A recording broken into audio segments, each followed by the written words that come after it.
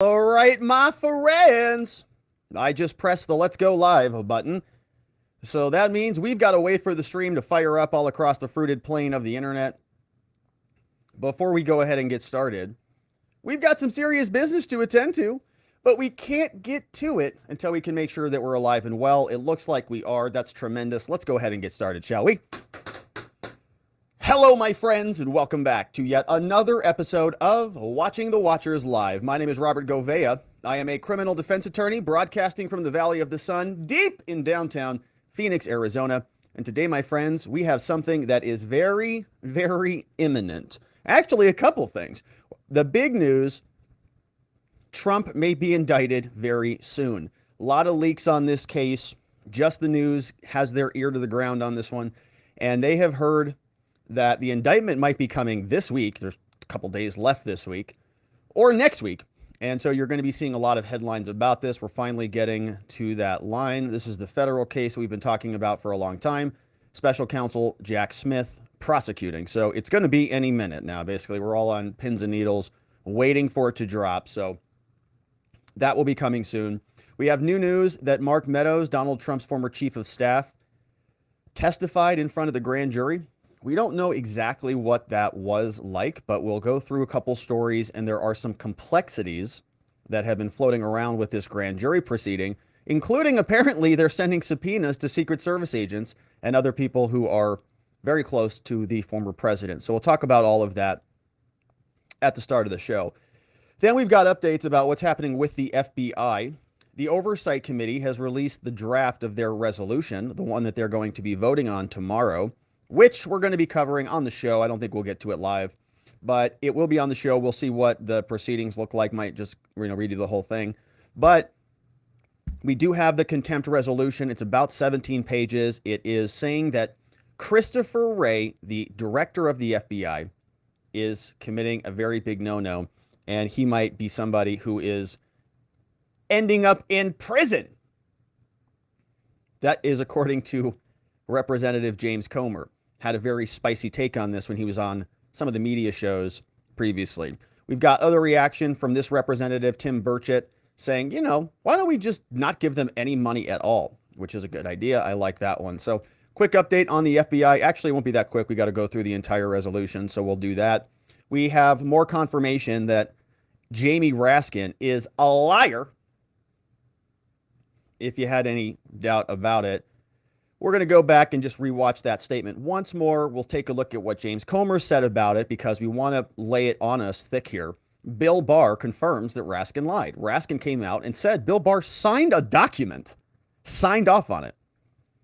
Bill Barr says, no, you're a liar. So we'll go through that. Now, we're also learning more about the Biden crime family. And we have a new report from Representative Comer that this FD 1023 form, the one that alleges that Joe Biden was involved in a quid pro quo, a $5 million transaction, big fat super chat over there, and that landed in Joe Biden's bank account, and he apparently did something in exchange for that money. And we were wondering, who was this foreign person who gave him that $5 million dono? And turns out it's somebody from Ukraine. And what I did is I dug up this Senate finance report that details exactly what Hunty was doing with Daddy over there when he was vice president, and it involves Ukraine. They're saying this person comes from Ukraine, comes from Burisma. So we'll go through all of that. Then we have a clip from Representative Luna, who's in the House, and she says apparently there's somebody named One Eye who's a mole in the FBI who's providing information to old Hunty. So a one-eyed, either a one-eyed mole or a one-eye, I don't know what that is. So you got to be very careful about that. So we've got Representative Luna. We're wondering who the one-eyed person is. We don't know. We also have to ask ourselves what's going to happen with Hunty, because apparently the judge is getting a little bit irritated with him. Remember, he's got this case involving his child that he denies is his, or tried to deny is his, and now wants nothing to do with this kid. But we are going to go through that and see what the judge had to say about it, because Hunter is in the judge's one eye. We also have Mark Pomerantz. You remember him, this guy who used to be part of the Manhattan DA's office who was prosecuting Donald Trump. And when Alvin Bragg said that there weren't going to be any charges, he threw a hissy fit, man. He went on 60 Minutes, democracy, and was crying about it for, I don't know, maybe 60 minutes, I guess. But he was there for a long time, and we're going to refresh our recollection and see what that clip is, because Matt Gaetz is now holding him in contempt of Congress, filing a resolution to hold his butt in contempt of Congress. And so I like it. I mean, remember, we read through several letters here from Congress that went over to Mark Pomerantz, and they were demanding answers. I mean, Mark Pomerantz wrote about this in a book. I mean, he's this rabid anti-Trumper. Gaetz wanted some questions answered, and he didn't get them. So now he filed a resolution in the House seeking to hold Mark Pomerantz in contempt. And so good stuff. All right, we got some contempt proceedings to get to. We've got some Trump prosecution updates. We got the Biden crime family usual. They always have good stuff for us. And FBI Director Wray, all coming up, my friends. Now, if you were a member, you got to join us this morning when we talked about Fox News going and dismantling Tucker Carlson's old studio. And we made this meme here this morning, which is Tucker Carlson. There was apparently the Daily Mail got a bunch of photos of him. Fox News came out, wrecked his studio, so they're having to rebuild it. And then there was a bunch of just whining from Taylor Lorenz and Mehdi Hassan and Brian Stelter, all criticizing Tucker for doing his own teleprompting, which, hello, I control the mouse here myself, all right? There's nothing unsophisticated about that, Brian, you loser. So, anyways, it's a big thing. We talked about that this morning for members. That segment will be out later.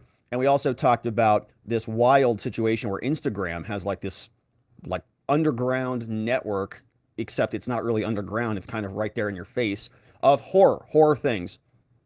And so hey, thank you, Curtis Bartle. Yeah, that was my attempt at a meme. I did that this morning. I was pretty proud of that. So that's going to be the thumbnail on it. I even added some texture to the font here. Media trash. I even added some texture, to kind of trash it up a bit. I was pretty happy with it. I felt pretty good about it. So anyways, I wanted to show and tell that with you guys here today. So that's what we talked about on our member only stream. And of course, if you want to be a part of our membership, we'd love to have you. We'd love it if you joined us over at watchingthewatchers.locals.com. We have a ton of fun over there, and it's a great community. We'd love to see you. You can join us. We get extra member-only content. We do member-only morning streams. We do a Saturday show, and it's a lot of fun. Also, you can join on YouTube. You get most of the same stuff. And it is also available for you to join us on our private Telegram chat, where the chat never ends, baby. So you can join us when the show's over. The chat's kind of, it's over. But you can join us on Telegram, and the fun continues. Now, before we get into all this news, we have to be properly fortified and nutrified and healthy and well. They're trying to beat our spirits. They're trying to beat our physicality out of us. We can't let them do it. And we all would like to lose, some of those leftover pandemic pounds, get a little healthier. It's summertime. But, we're all sick of all the ads. It's every commercial. Weight loss pills, fad diets, all that stuff. We've all been there. We've all done that. And we just know they just don't work. But you know what does? Eating healthy. Gosh, who would have thought about it? 5 healthy servings of fruits and vegetables every day. You do that and the weight would probably just fall right off. But look, vegetables and fruit and all that stuff, I know, not a fan. Takes a lot of time to prepare.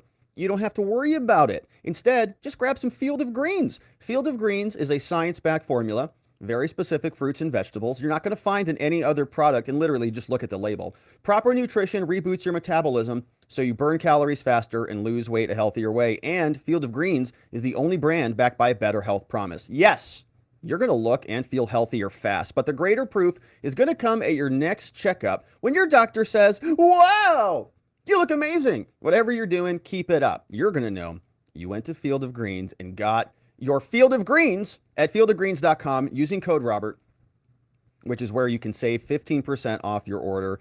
The vegetables want to be eaten. That's why they're here for us. I know we love our meats too, but get your vitamins, be healthy and well, and live a lot longer and join us on the show indefinitely. All right, and so let's get into it, my friends. The Trump indictment is imminent. A lot of people on the left very excited about this. A lot of leaks coming out of the Department of Justice.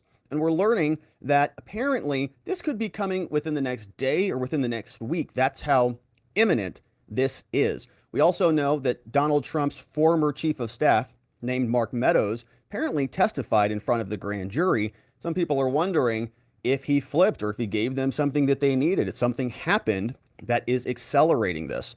So we're going to go through that. And there's also some new complexities that have arisen in the grand jury proceedings. Apparently, subpoenas have even gone out to Trump's Secret Service agents. So the big news comes to us over from our friends at justthenews.com. And they've got a bunch of ears to the ground. And here's what they tell us. Feds inform Trump. He is the target, likely to be indicted, and it's coming soon, as the DOJ rebuffs prosecutorial misconduct claim. Meaning Trump's lawyers came in and they said, your investigation's totally illegitimate. You've got some misconduct that's taking place. It rises to the threshold of what's called prosecutorial misconduct, which is a big no-no, and that would invalidate the prosecution. Of course, special counsel is going to get that claim from Trump and his defense, and he's just going to laugh at it, right? Yeah, okay, we haven't even gotten started yet. Now, federal prosecutors apparently have notified Donald Trump that he is a criminal target. Now, that's not news, right? We've already been following that for some time. And he's likely to be indicted imminently. That is new. In a probe into the alleged classified documents. This comes as the Justice Department declined to delay charges to give him time to investigate things like witness tampering. His legal team submitted a document saying, we think there are problems with the witnesses. Can we have more time to explain this to you before you bring the charges? Special counsel said no. The sources directly familiar with the case told Just the News that the DOJ declined to delay the planned indictment of Trump. He wanted to investigate allegations that a senior prosecutor working on the case tried to influence a key witness by discussing a federal judgeship with the witness's lawyer, right? So somebody says, hey, if you say this thing, senior prosecutor talking to a witness, maybe you can become a judge. Maybe I can put in a good word for you or something like that. And they're saying that is the prosecutor putting pressure on this person. That allegation is still pending in a secret case before the judge. This judge, named James Boasberg, is the judge who oversees the grand jury proceedings.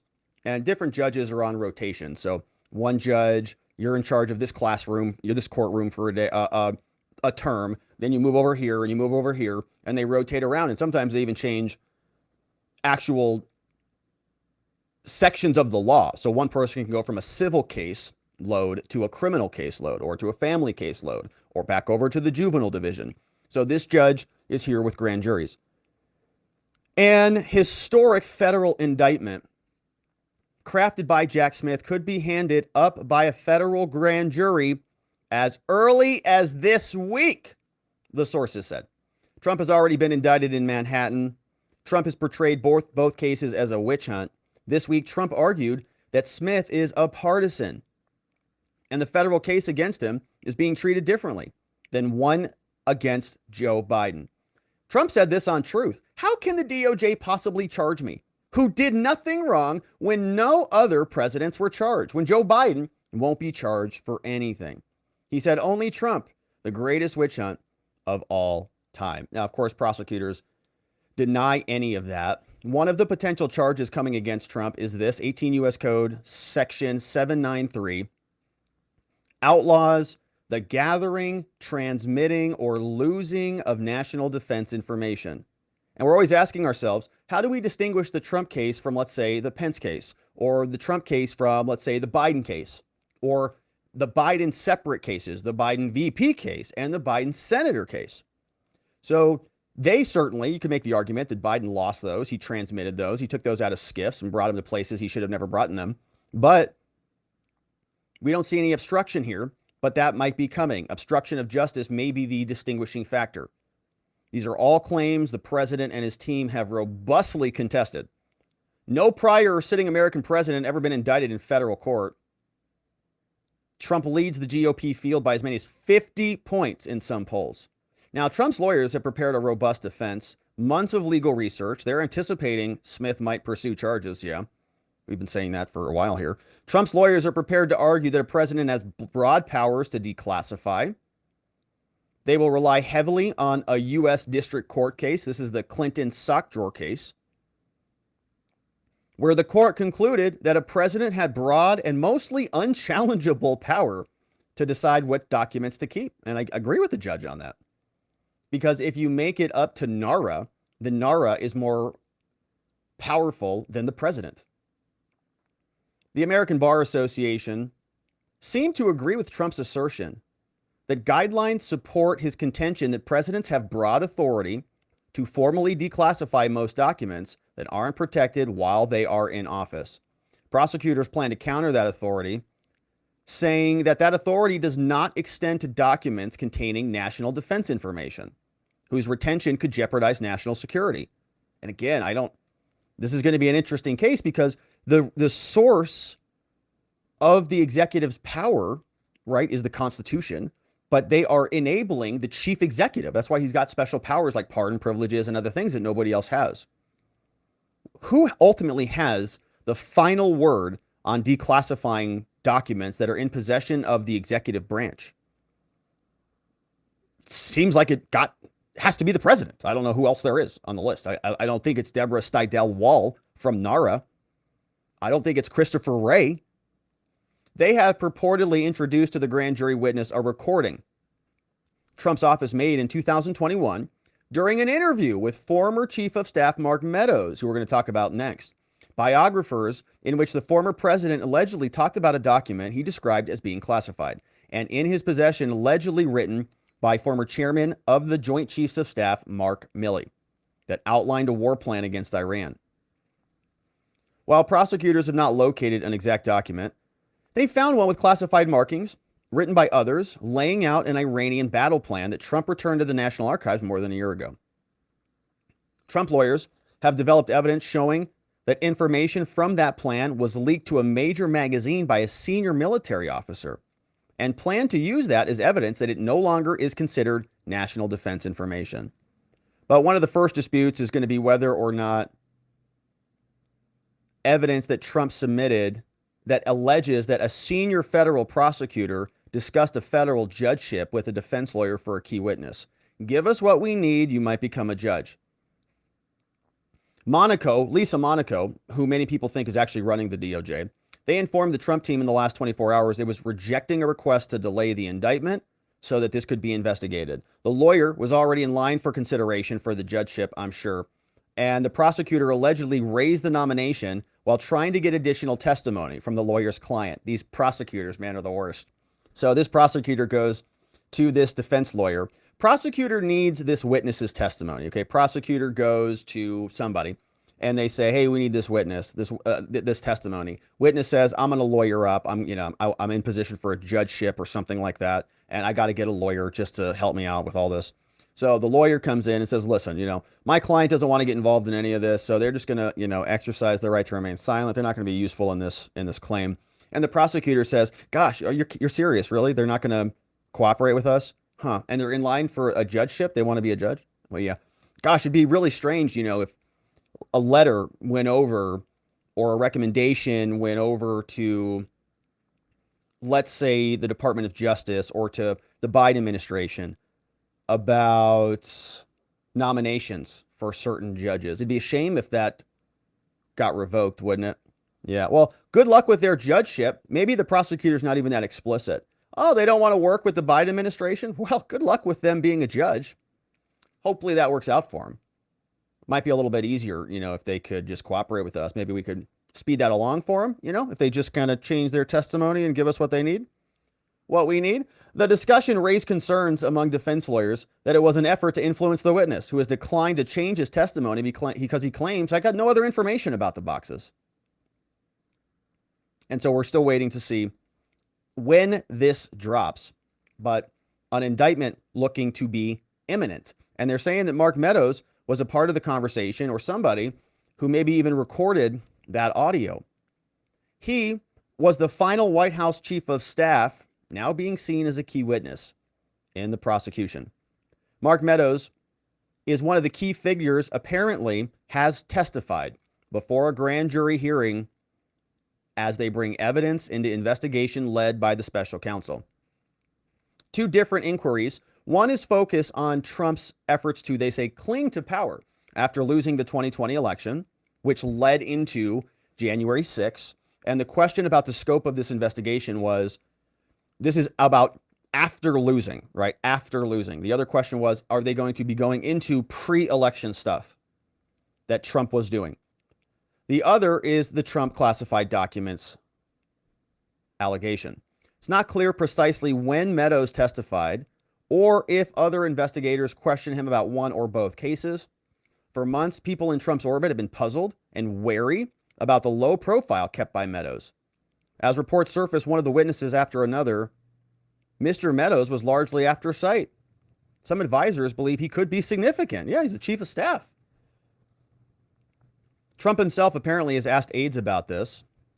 According to the grand jury testimony asked about it, a lawyer for Meadows said the following. He said, well, without commenting on whether or not Mr. Meadows has testified before the grand jury or in any other proceeding, Mr. Meadows has maintained a commitment to tell the truth where he has a legal obligation to do so. All right. So thanks, Mr. Lawyer. Mr. Meadows was a polarizing figure, they say. He was around Trump as he plotted to stay in office. Now he's connected tangentially to a potentially vital piece of evidence that investigators uncovered, an audio recording of an interview that Trump gave to two people assisting Meadows in writing a memoir of his White House years. Meadows did not attend the meeting. During the meeting, Trump referenced the document, and the document is going to be going to try to show Trump's intent. I know it's classified, and I didn't.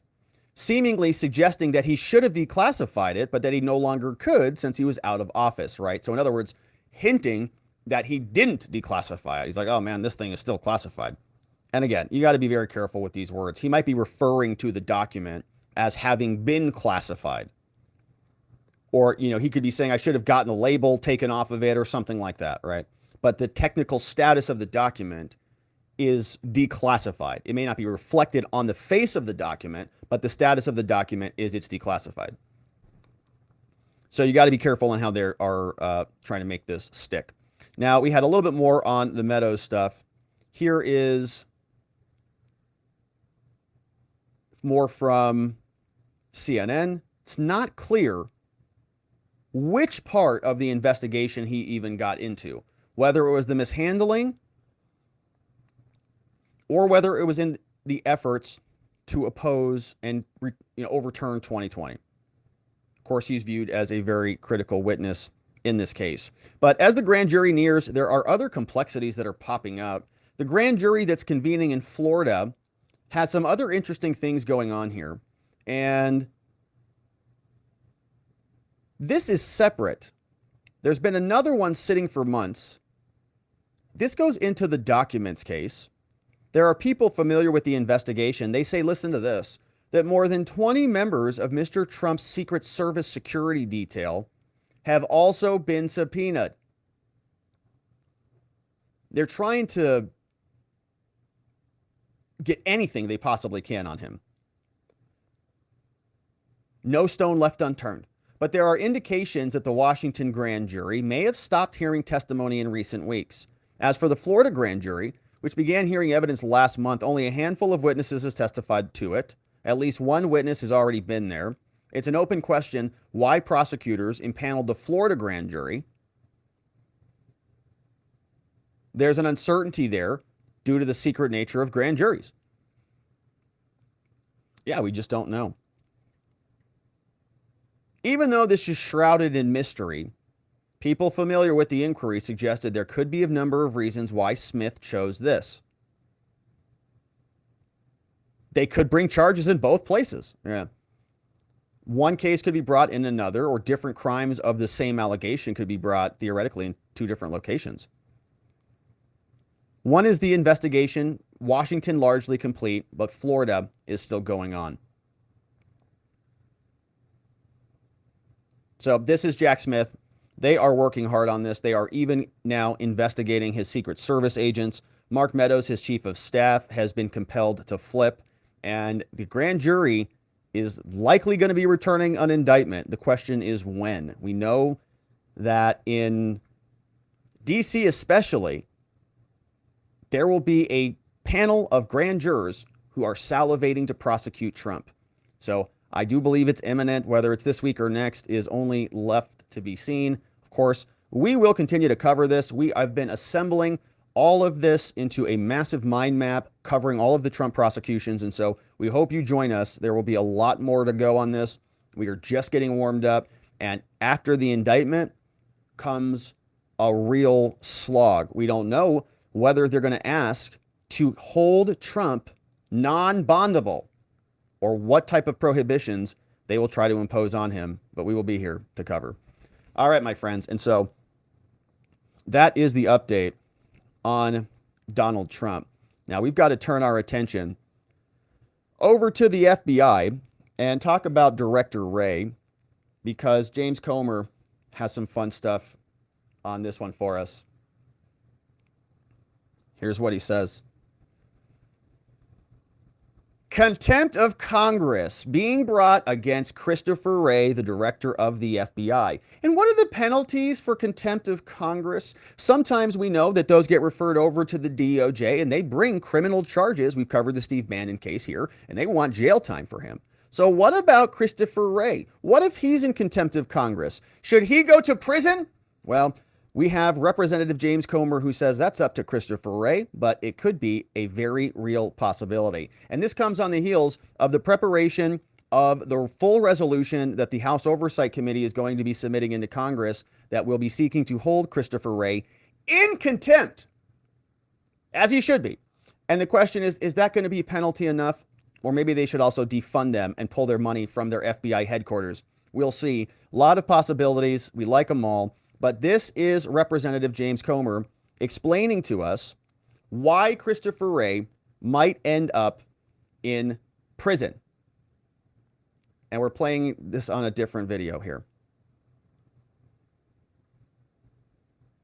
And we're going to actually turn the audio on now.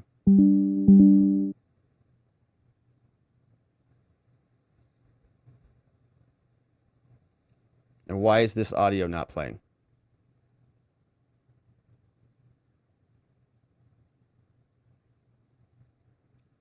What the heck is going on here?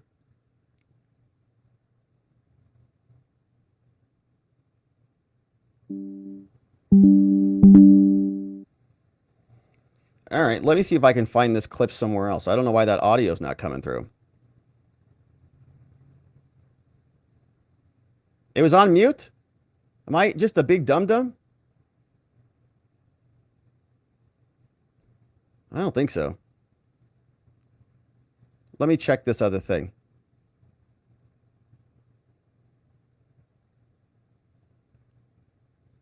Well, I don't know what that's doing. So let me see if I can dig that up from another clip. Because hopefully we have audio today. My audio's been blocked for not being China compliant. Sorry about that, everybody. Let's see if we have this clip. Let's try this one. See if this puppy will play for us.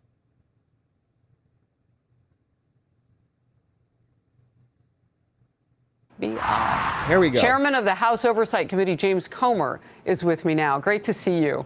So, first of all, will you get an unredacted document by going after Christopher Wray? Well, that's what we're asking for. That's what the subpoena says. It's very specific.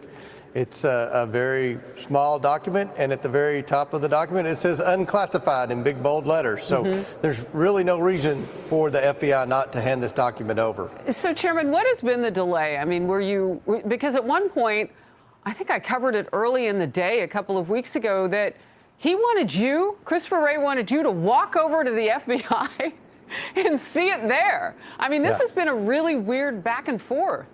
Well, even before that, Harris, he wouldn't even admit he had the document. It took them a long time to admit they had the document. When he finally figured out that Senator Grassley and I both knew without a shadow of a doubt that the document existed, then they finally admitted to having the document, and they said that they would allow me and Jamie Raskin to go in a classified setting and review a redacted copy of the document. Now, we all know what happened after we came out of there. We were in there for 90 minutes. not only did we review the 1023 form that implicates Joe Biden in a potential bribery scheme, then they gave us a briefing.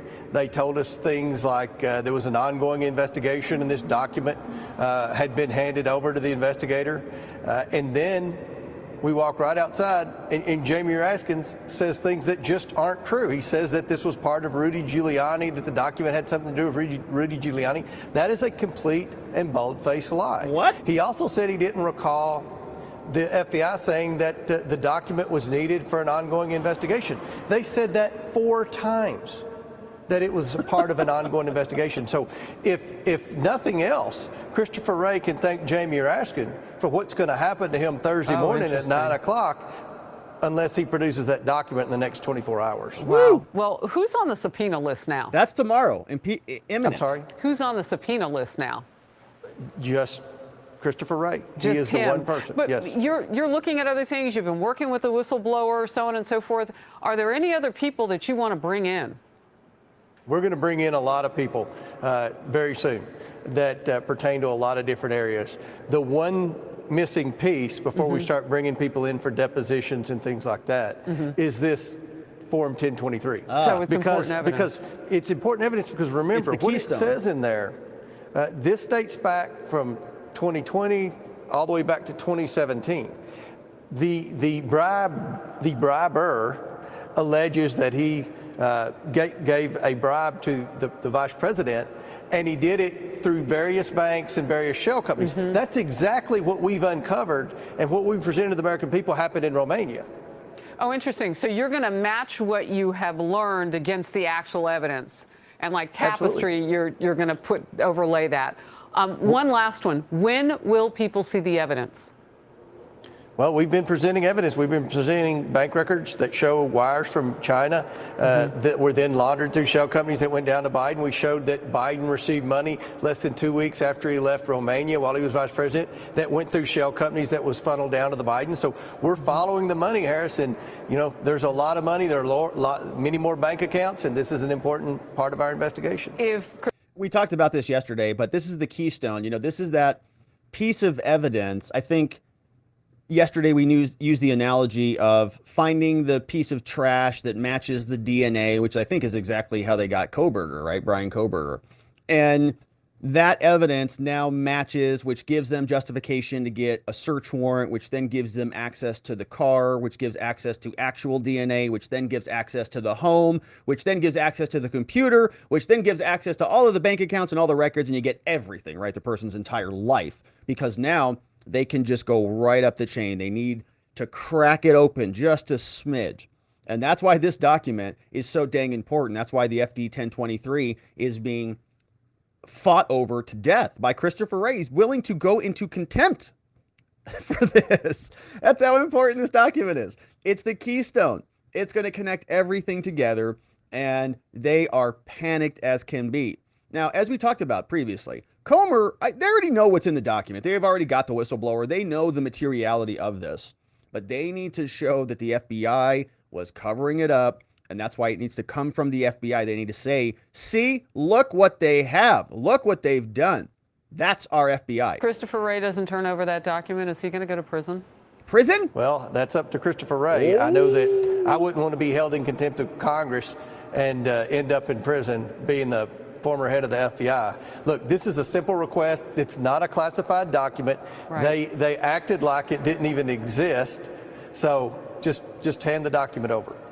Chairman Comer. Going through contempt proceedings, a big stain, a big scar. We know these are lifelong institutionalists, to be held in contempt as the director of the FBI, only modern director I know to be held in contempt. And Congress is getting very close to doing that, all because he's got to protect Joe. It's not about protecting what? The whistleblower, or protecting the sanctity of the FBI or something. They leak like a sieve. They talk to anybody who will listen to them if it's Trump problems, or they listen to anybody who comes into their office if it's a Trump problem, like Michael Sussman and so on. So this is just a giant cover-up. They are all in on it. Representative James Comer is taking this forward, and apparently the resolution is going to be dropped and will be voted upon. Here is what they told us from Comer's release from the Oversight Committee. Says the House Committee on Oversight released the resolution today. We're going to read through it and the accompanying report to find FBI Director Christopher Wray in contempt of Congress for refusing to comply with the subpoena. We are meeting June 8th, 9 a.m. Thursday to talk about it. Comer said, we've been clear. The FBI must produce this document. To date, the FBI has refused to comply with our lawful subpoena. Once Director Wray confirmed this thing exists, the FBI started their cover-up by leaking a false narrative to the media. One of those people who was involved in that was Lion Jamie Raskin. The case is not closed, as the White House Democrats and the FBI would have you believe. The FBI created this record based on information from a credible informant who has worked with the FBI for over a decade and was paid six figures. The informant had firsthand knowledge with the foreign national, and we're going to learn more about who we think this is, who claimed to have bribed then Vice President Biden. And now, Attorney General Barr has confirmed that the record was given to the U.S. Attorney in Delaware for the purpose of that investigation. Comer says Americans have lost trust in the FBI and their ability to enforce the law impartially. They demand answers and accountability, and the committee is going to hold them accountable. So the hearing will be taking place tomorrow, 9 a.m. Eastern Time on Thursday, and we will cover it, not live at the time, but we will pick back up and review the entire hearing and see exactly what went down there. But the resolution was dropped, and Comer put a copy of this online on his Twitter account. He says, I just introduced the resolution on the floor of the House to hold FBI Director Wray in contempt of Congress. And this is the resolution. Let's bring our eyes upon it and see what the House says. This is the resolution recommending that the House of Representatives find Christopher Wray, Director of the FBI, in contempt of Congress for refusal to comply with a subpoena duly issued by the Committee on Oversight and Accountability. We'll go through this and see what it looks like. The form of the resolution is as follows, saying that be it resolved that Christopher Wray, Director of the FBI, shall be found in contempt of Congress for failure to comply with a subpoena. Saying, pursuant to U.S. Code, the Speaker of the House of Representatives shall certify the report of the Committee of Oversight detailing the refusal of Christopher Wray to produce the documents to our committee, saying that this should proceed against him as provided by law. And now that the Speaker of the House, Kevin McCarthy, is authorized to take all appropriate action to enforce the subpoena. And so we have a substantive document here, and they're detailing for us the background of this. We've got a couple memos that were drafted. We have a couple letters and subpoenas. And remember, we spent a lot of time on this, and there was some criticism. What are all these letters for? What's all this talk? Letter, subpoena, meeting, phone call, letter, briefing, letter, phone call, letter. Oh, and then we have the in-camera review. And then the failure to deliver the document. So this is what it looks like. They give us an executive summary. They say, the FBI and Director Wray willfully failed to comply with the subpoena. We're investigating influence peddling. The subpoena said, give us all the documents. A specific 1023 form alleging a criminal scheme involving Biden and a foreign national relating to the exchange of money for certain actions. He was vice president. Wray and his staff have refused to produce the documents, and Wray's unwillingness to comply has interfered with our congressional investigation.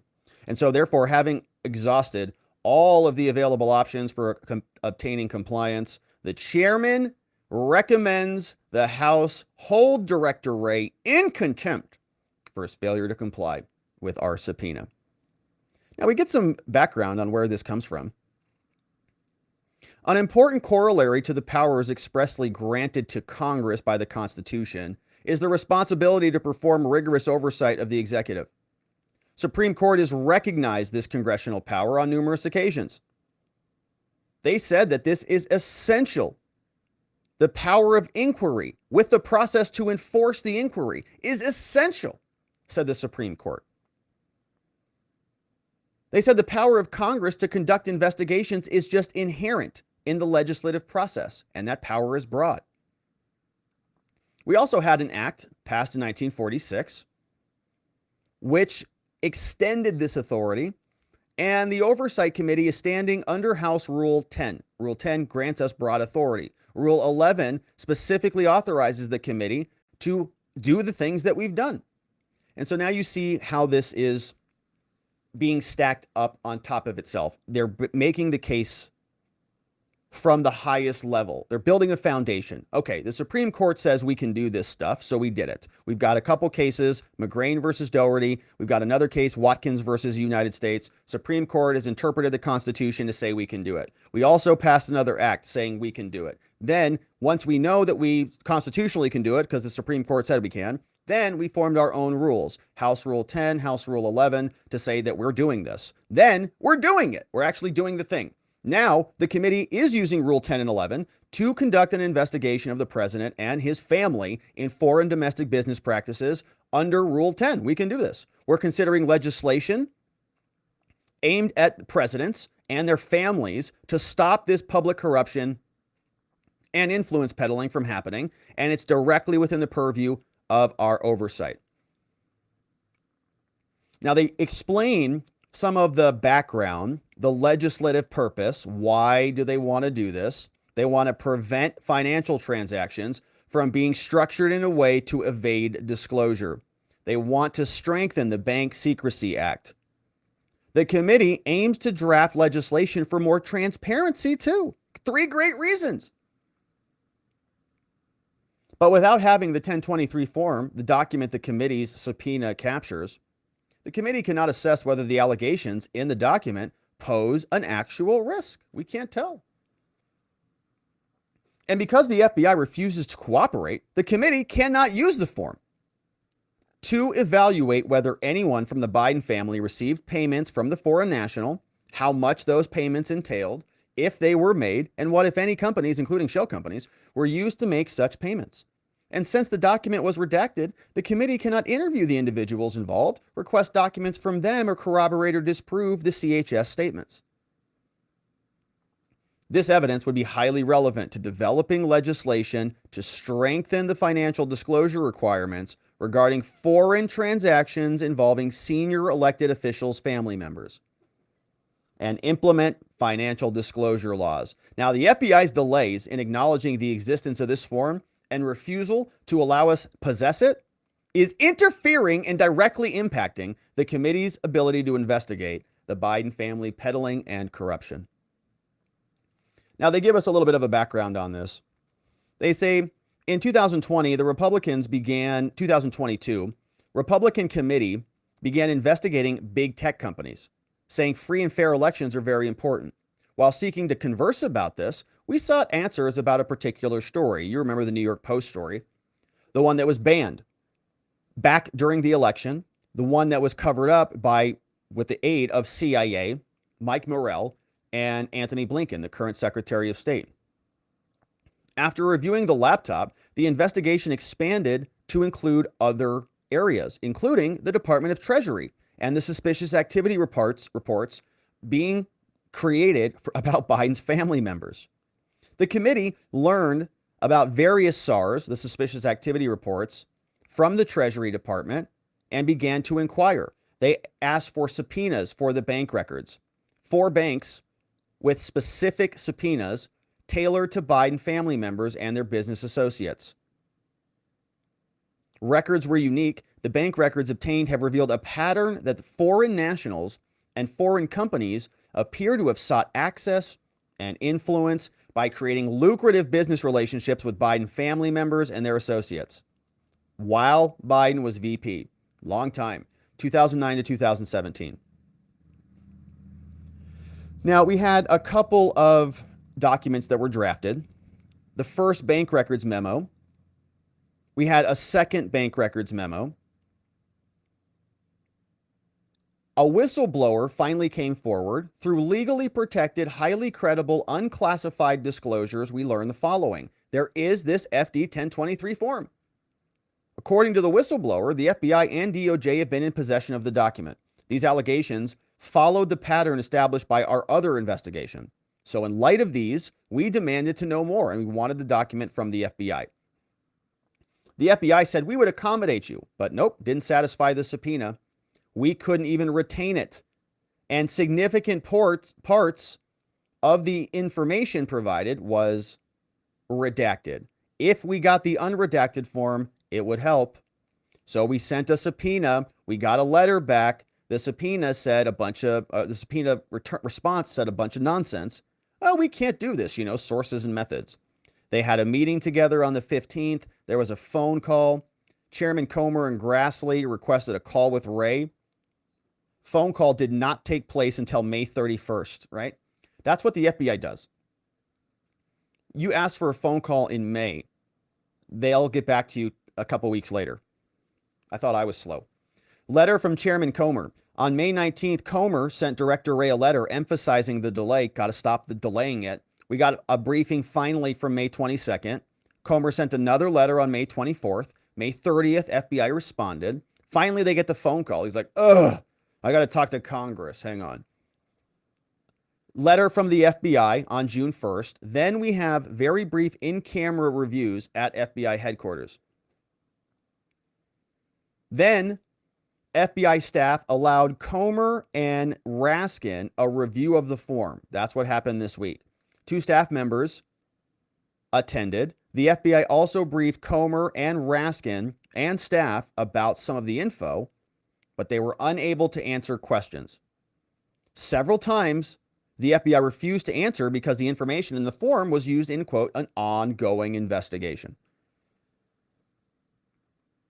On the same date, FBI Chairman Comer got a letter from Chairman Comer describing its accommodations, but the FBI did not allow them to keep the form.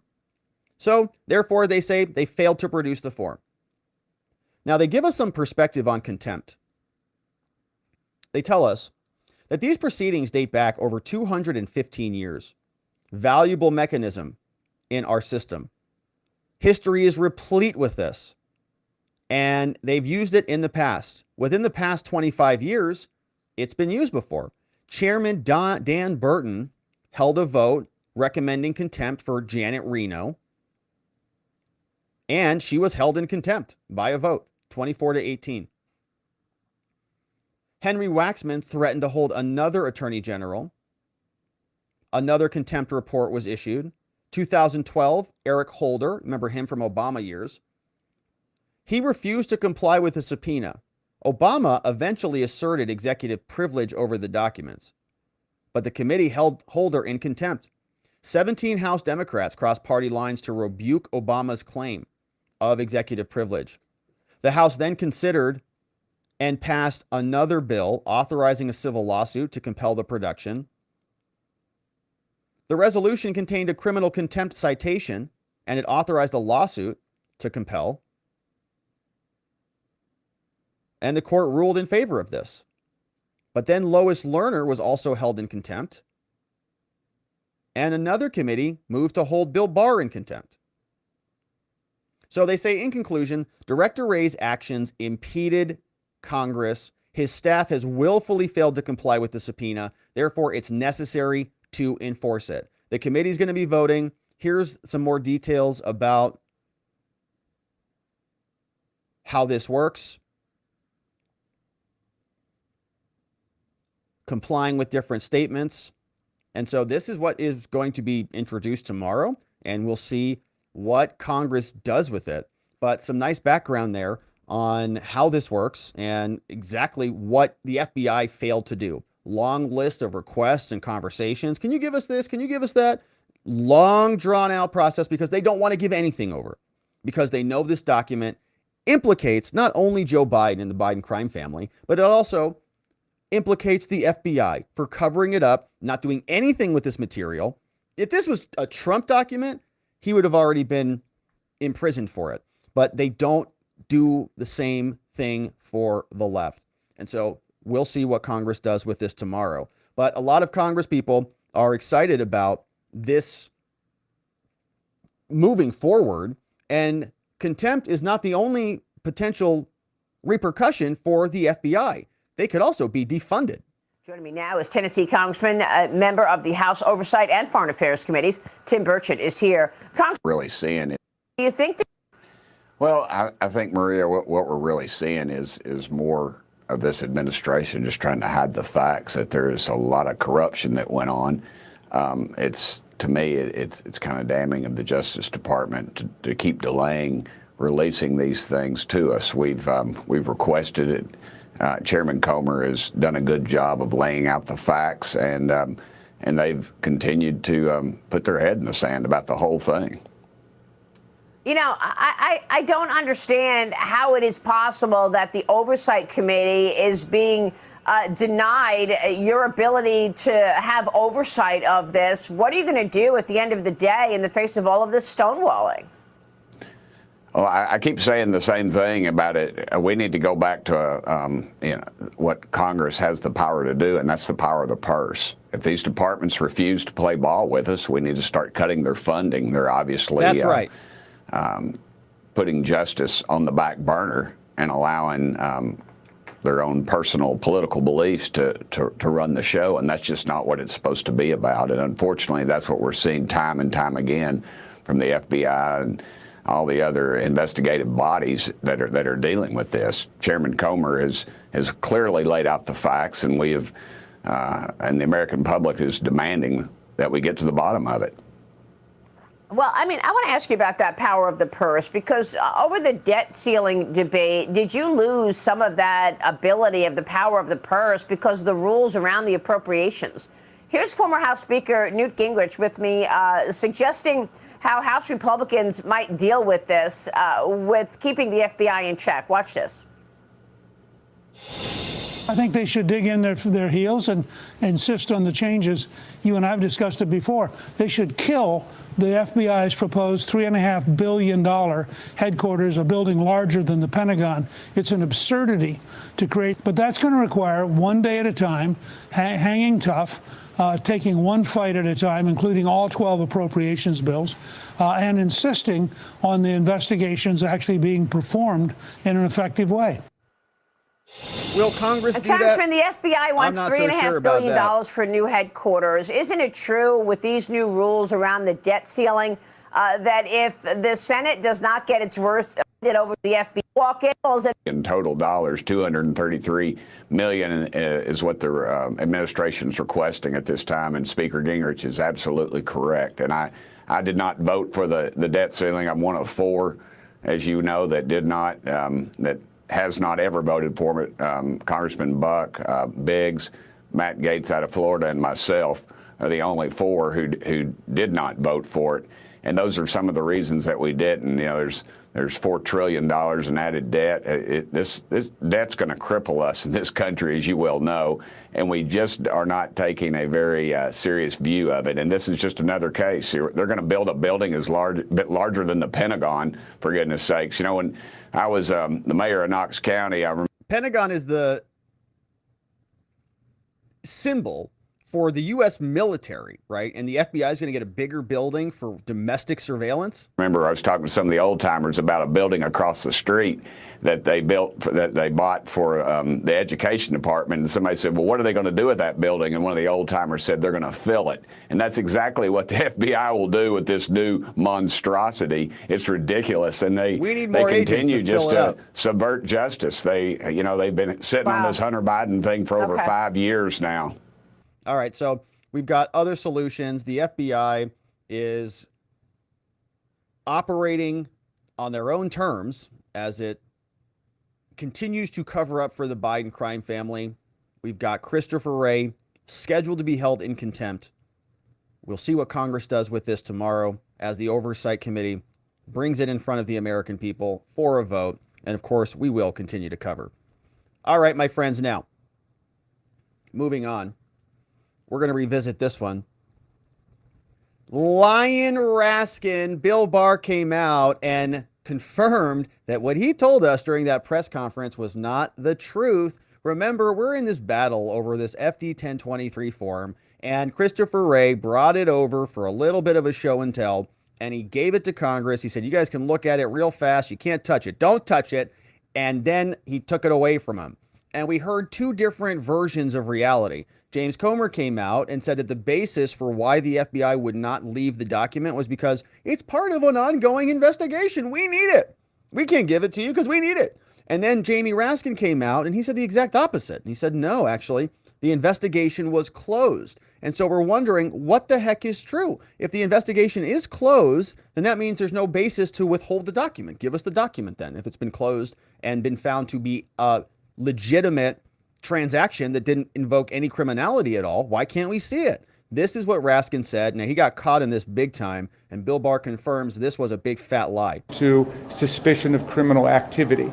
So they apparently decided that there was not, and they called an end to the investigation. Now, recall that this is under Attorney General William Barr and his hand-picked prosecutor, Mr. Brady, who was a Trump appointee.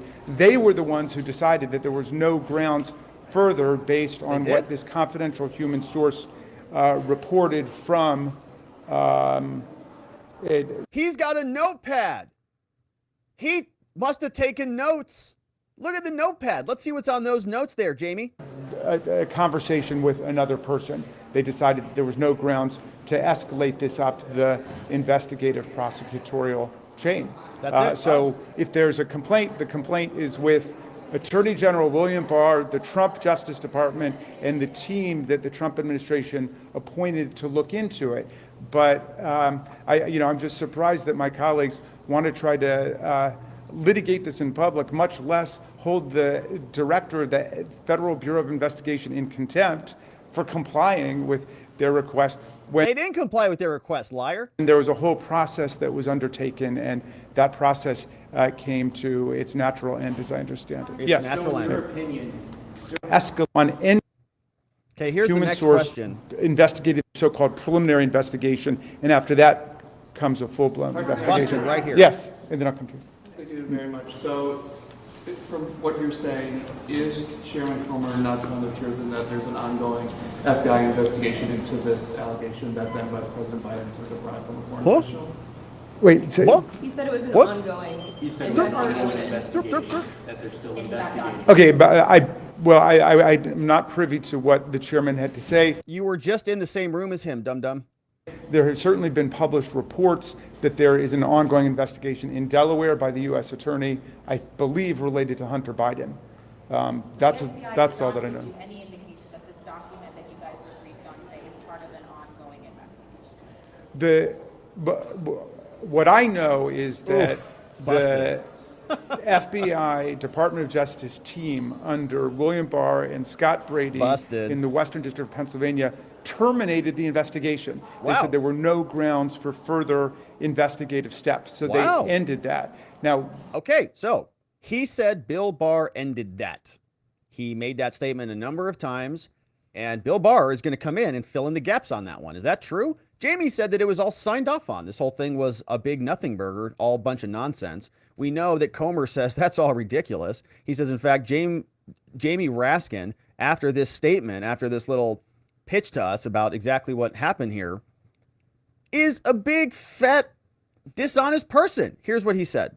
Investigation. I know Jamie Raskin walked straight out there and lied to the American people. The FBI said 4 times in that briefing that he and I sat in that this was part of an ongoing investigation. That was their primary reason for not wanting to release this document. So you're saying he heard those words? He heard it 4 times, not once, not twice, not 3 times, 4 times. Show us Because he seemed to straight have out not. there He seemed to have not heard it. Well, that's what he said. He didn't recall. You always have to watch the words of these guys like Jamie Raskin. Be careful with guys like Jamie Raskin, bunch of dishonest people. So we got Bill Barr now. He's like, what? I signed off on what? What are you talking about? Jamie, you big liar. Here's what he said. This came over as an exclusive from the Federalist. Bill Barr went and had a conversation with them. And here's what the report tells us. They say from Margot Cleveland on Twitter at Prof. MJ Cleveland says, it's not true. Bill Barr, it's not true. It wasn't closed down. William Barr told the Federalist on Tuesday. That was in response to Jamie Raskin's claim that former attorney general and his, quote, hand-picked prosecutor had ended an investigation into a confidential human source allegation that Biden had agreed to a $5 million bribe. Barr said, on the contrary, it was sent to Delaware for further investigation. So Raskin, I don't know, he's making things up just out of thin air, it sounds like. What briefing was he in? Former Attorney General Barr went on the record with the Federalist following statements that Raskin made to the press in the afternoon. Soon after attending a closed-door meeting with House Oversight Committee, James Comer and the FBI, where lawmakers reviewed the 1023 forms summarizing the detailed allegations that Joe Biden agreed to accept money. Raskin said the following, Rudy Giuliani, and so on. He said, under Bill Barr, the hand-picked prosecutor, they were the ones who decided this. Raskin doubled down on the claim afterwards, issuing a press release saying the same thing. Barr hand-picked U.S. attorney. But that's just not true, according to the Attorney General. Instead, he says the confidential human source claims the detailed 1023 were sent to the Delaware office, according to Barr. That's just one of Raskin's problems. The House Oversight Committee contains information that has nothing to do with Giuliani. Raskin's office didn't respond to a request for comment. So it's absolutely nuts that he can just come out and pretend like he can say things to the media and they'll just gobble it up. The dude lied on multiple different fronts. And is the media going to call him out on that at all? What if he just didn't get questioned on it? I guess he's not really being questioned on it. He can just play cover. It's a giant narrative. The Democrats are playing cover too. It's disgusting behavior. Hopefully we get to see this form and Jamie Raskin can eat those words. All right. And so let's carry on. Where is all of this stuff coming from? Where did the Biden crime family bribe come from? There's been a lot of rumors about this. We know we've got a whistleblower who's got an FD 1023 form that's sitting in a closet somewhere at the FBI that Congress really wants to get their hands on. We know that Christopher Wray is going to be going through contempt proceedings. We know that there's a lot more information that we want to get to the bottom of. And the question is, who is this whistleblower? Where does he come from? We know the rough allegations are that it's a $5 million bribe paid to Vice President Hunter, Vice President Joe Biden, and that it was for a policy deal. It was a quid pro quo. There was an actual exchange. You don't just pay 5 million donos for nothing.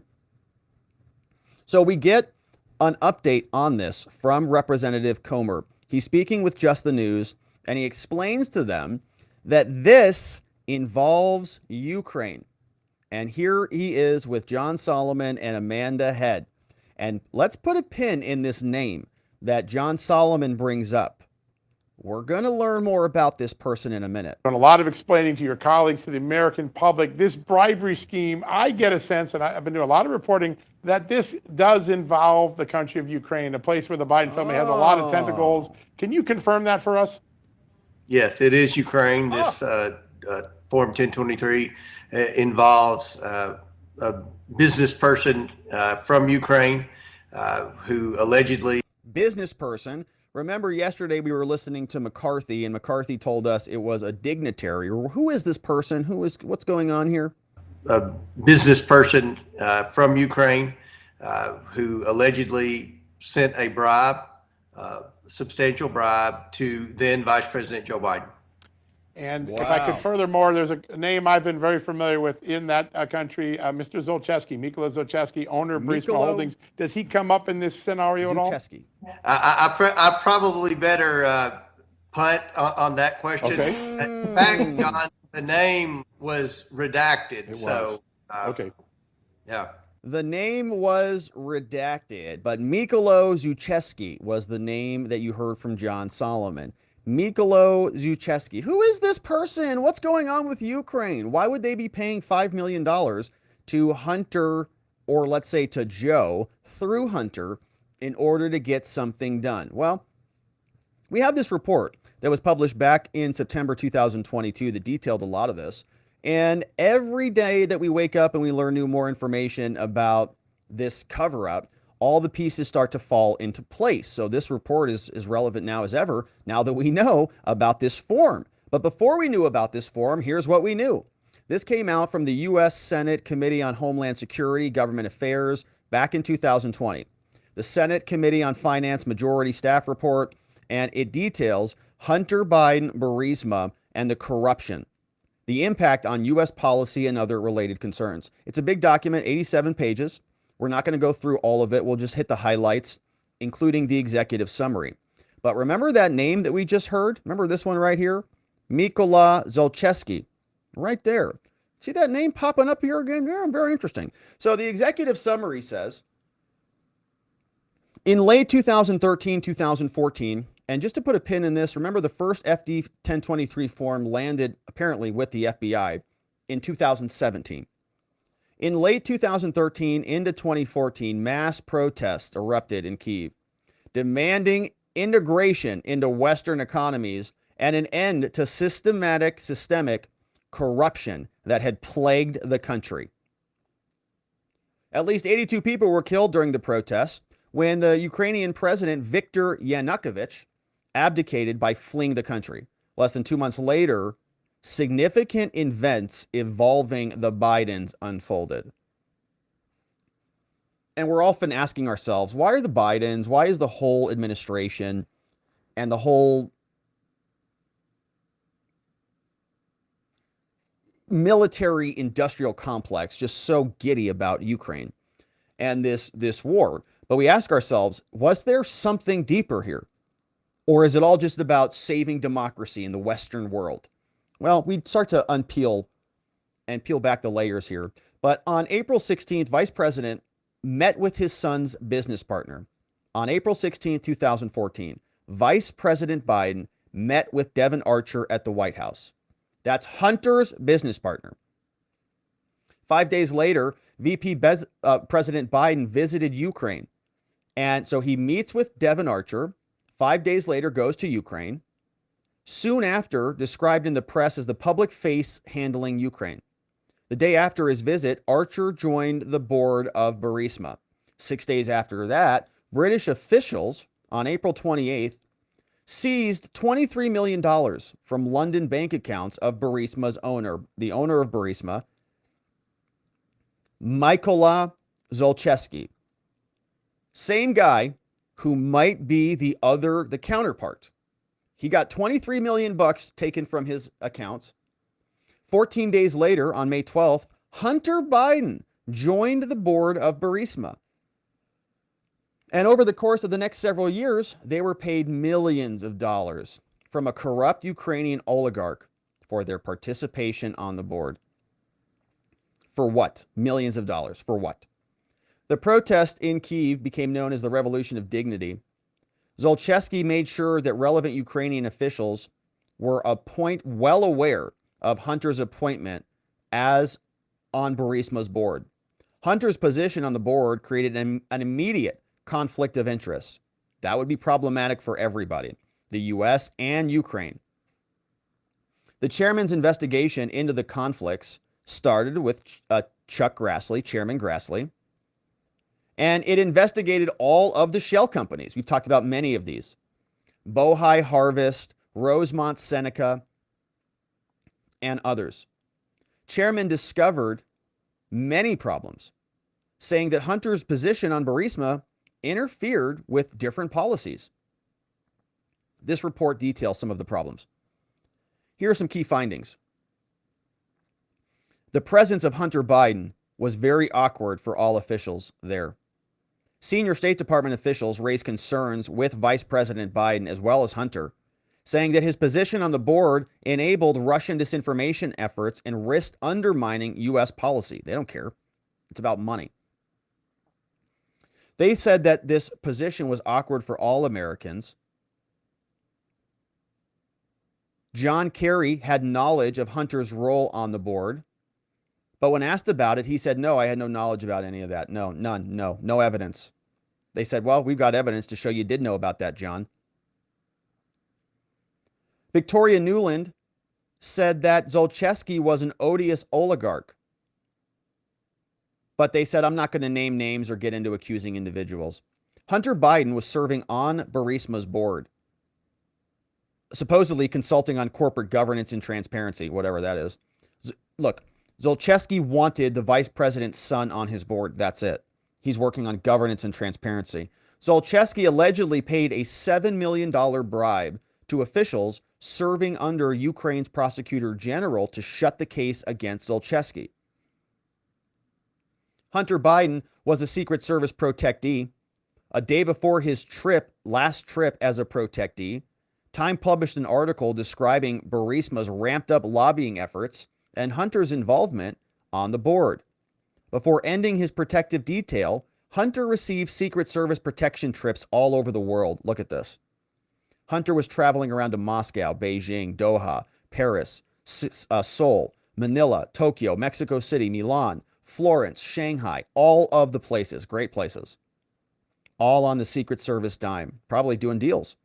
Democrats' personification of this disinformation turned into a problem.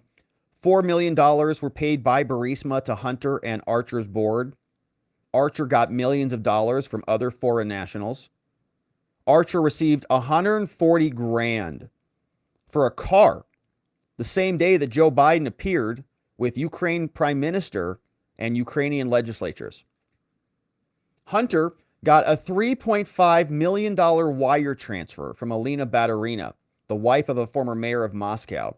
Hunter opened a bank account with Gong Guangdong. They funded a $100,000 spending spree with James Biden and Sarah Biden.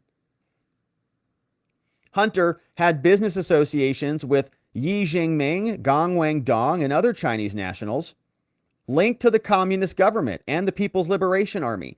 Millions of dollars in cash flow. And Hunter paid non-resident women who were nationals of Russia or other Eastern European countries who appear to be linked to an Eastern European trafficking ring.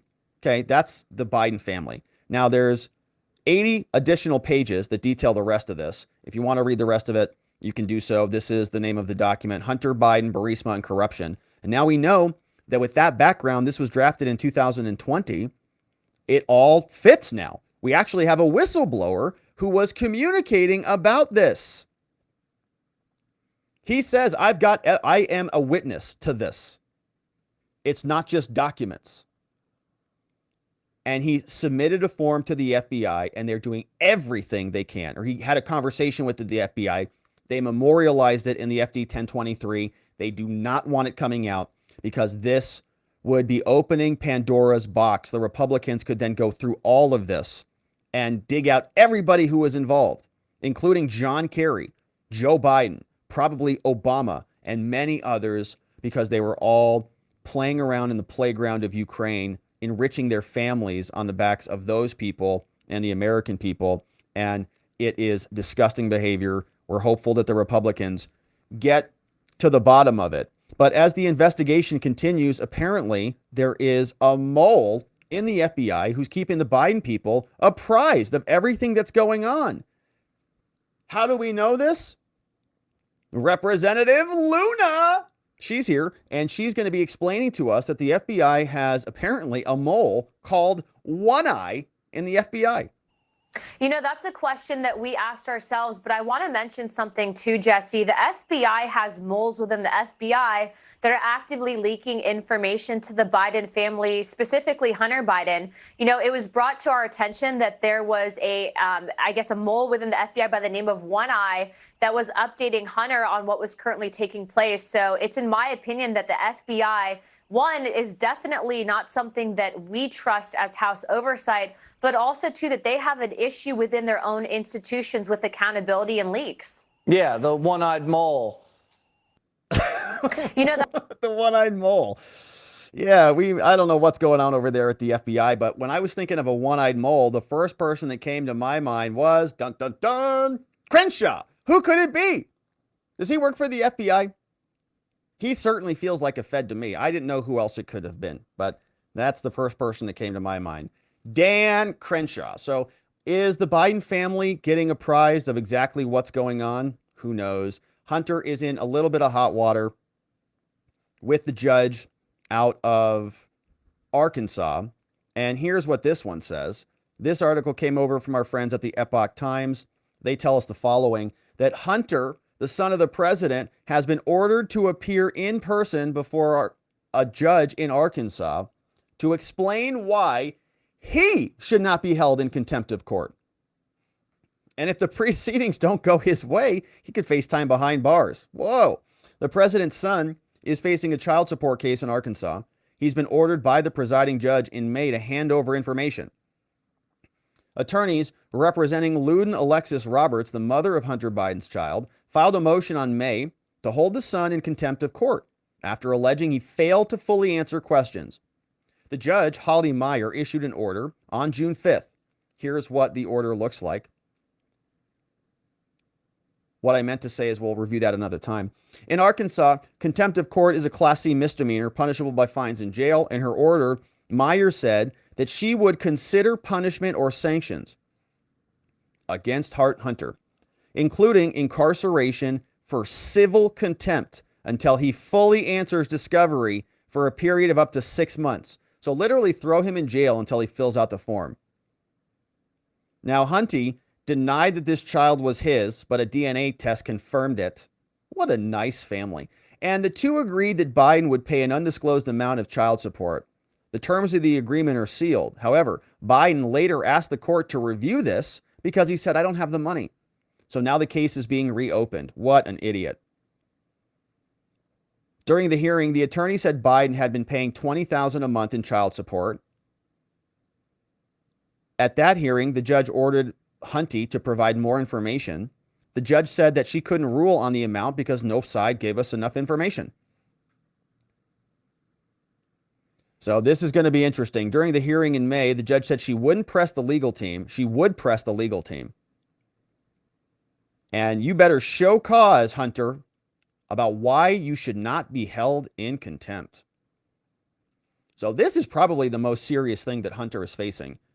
Yeah, the gun charges, the tax charges, all those things are, certainly troubling for anybody else, unless your daddy happens to be the president and he can protect you, as he's been doing for all of the other years when he's been in charge of massive swaths of the U.S. government. So the Biden bribe came from a Ukrainian oligarch, apparently, and we're going to learn more about it. Representative Luna telling us about the one-eyed mole out there at the FBI. We're going to continue to cover this. We know this form will eventually come to light, and thank you for joining us as we continue to dig into it. Thank you for liking this video and subscribing wherever it is you're watching, and we'll look forward to seeing you on the next one.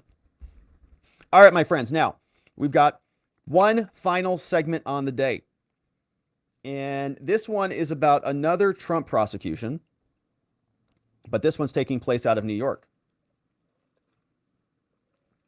And it involves somebody we've talked a lot about here. Goes by the name of Mark Pomerantz. Former Trump prosecutor Mark Pomerantz, somebody we've talked a lot about here, who has a very serious case of TDS, some of the worst I've ever seen. Hopefully he puts something on that. But he is now facing contempt of Congress charges because Matt Gaetz submitted a resolution arguing that it should happen. We're going to go through that in full detail, but we got to get some background on who this guy is. We've talked about him before. Used to work at Alvin Bragg's office prosecuting Trump. He was very excited about it, basically working for free, sacrificed my everything to go and save America. And when Alvin Bragg said that we're not actually going to prosecute him, Pomerantz threw a major hissy fit, went on 60 Minutes, cried from the rooftops. And here's what that sounds. Not even, just so we're clear, this is not even the Stormy Daniels argument. The Stormy Daniels cover-up is different than the inflated real. Built on lies. It's built on lies. His empire was built on lies. Wow, this is really riveting TV, these two. They're like playing a game of patty cake. They should get a friggin' room together. Embarrassing. All right, but you see, okay, these two people, it's just, just child's play. Oh, House of Cards, all things lies. Oh, okay, fine. Here's the deal.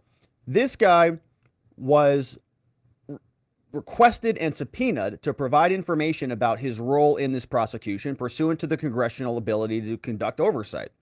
And when he did not respond, that was violation of Congress. Remember, we had a very similar situation to this with Steve Bannon. Steve Bannon was in a position of power. He was working with Donald Trump. He left the administration, and they issued a subpoena for him to come and testify in front of the fake, illegally constituted January 6th Select Committee. And when Bannon didn't show up, he got charged with crimes for that. Same situation happening here. Mark Pomerantz was in a position of power doing some role, no longer in that role anymore. Now he was asked to provide information about it. So now he denied information. So why would a different standard apply to him? Why would he also not be held in contempt of Congress and prosecuted accordingly? Matt Gaetz is starting the process. He says today, Matt Gaetz introduced a resolution to hold Mark Pomerantz, a former Trump prosecutor, in contempt of Congress for failing to comply with a congressional subpoena. And shout out to Liz Cheney. Thanks for getting this started. The resolution directs the Sergeant-at-Arms to summon him. On February 7th, Pomerantz published a book about his experience joining Bragg's office. He was subpoenaed back in April to the Select Subcommittee on the Weaponization of Government. After frivolous legal challenges to the subpoena, he appeared under oath for a congressional deposition on May 12th, after a federal judge told him no one is above the law. However, during his appearance, he failed to comply with the subpoena by incorrectly asserting his Fifth Amendment right when asked questions about information he referenced in his book.